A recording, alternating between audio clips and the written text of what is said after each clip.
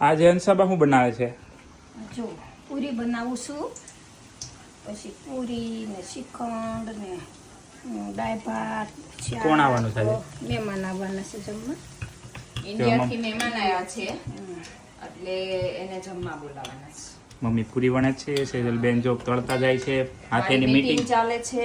હું online business કરું છું અને એટલે આમાં પાછળ જો મમ્મી બનાવ્યું છે સમોસા, શ્રીખંડ, રાઈસ, જીરા રાઈસ બનાવ્યા છે. આપણે રીંગણા બટેકાનું શાક, હોમમેડ છે. શ્રીખંડ હોમમેડ છે. આ આખો હોમમેડ દહીં બી ઘરે બનાવ્યો. પાપડ, મરચા અને દાળ. અરે વાહ! બોલાવો બધાને જમવા. કેસર નાખવો તો બધાને જમવા બોલાવો. શ્રીખંડ પૂરી જમવા આવો. આવો બધા જમવા આવી જાવ. ચાલો ગરમ ગરમ પૂરી